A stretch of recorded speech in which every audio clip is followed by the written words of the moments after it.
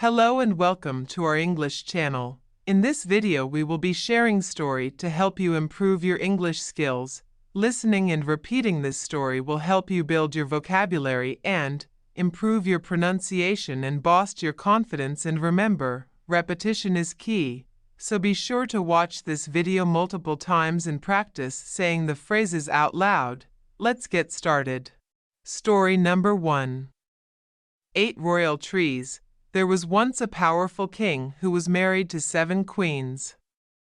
The king was a good ruler and a generous man, but he had no heir to his throne, and this made him very sad. One day, the youngest and most beautiful of the king's wives became pregnant. The king was overjoyed at this news, and there was much celebrating. The older wives became more and more jealous of the young queen as their husband, the king, began to pay her more and more attention and bestow upon her lavish gifts and affection. When the day finally arrived, the youngest queen did not give birth to just one child, but instead gave birth to 8 beautiful babies, 7 handsome boys and 1 beautiful girl. The jealous queens, unable to have children of their own, hatched an unspeakable plan when they learned of the birth of the 8 children.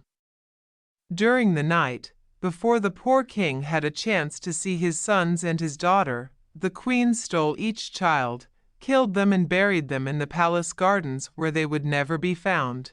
Then the jealous queens replaced each boy with a puppy dog, and the baby girl they replaced with a small kitten. Then they called for the king to come quickly to the youngest queen's chambers. "You see, she has given birth to animals," said the first wife. "This is surely witchcraft," said another. "You must banish your youngest wife from our kingdom." Although the youngest queen protested her innocence to the king, she was still banished from the kingdom and forced to live in exile, never knowing what had happened to her beloved children. The years passed until, one warm spring, something very strange happened. From the earth where the wicked queens had buried the 8 children, there grew 7 kampa trees and 1 parul tree, beautiful and colorful and rich in aroma.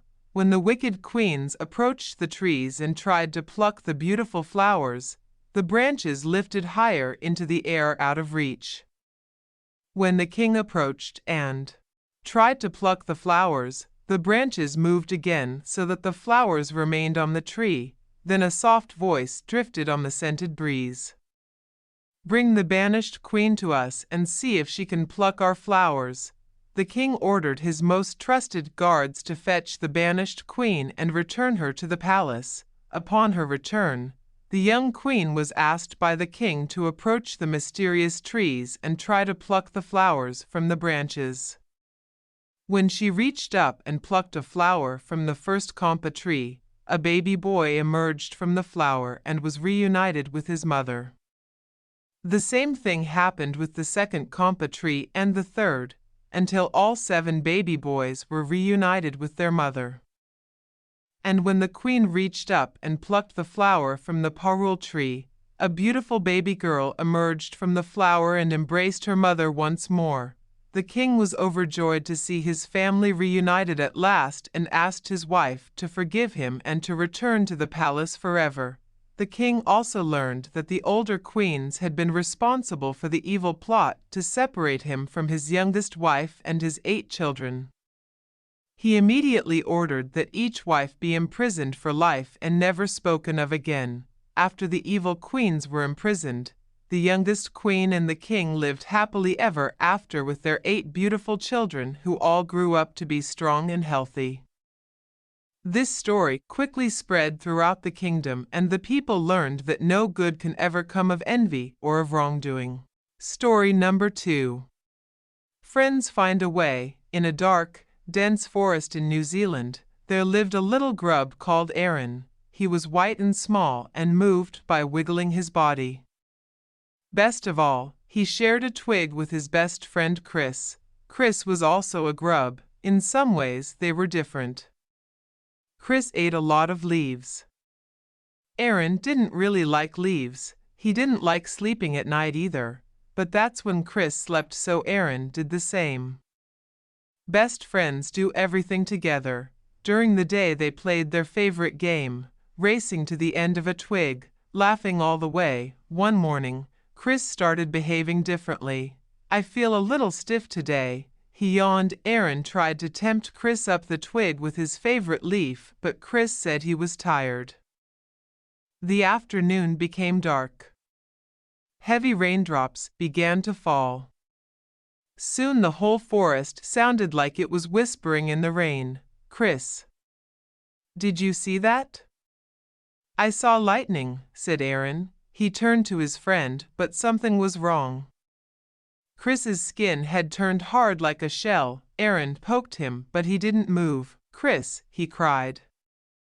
Aaron heard a sleepy snore from deep within the shell.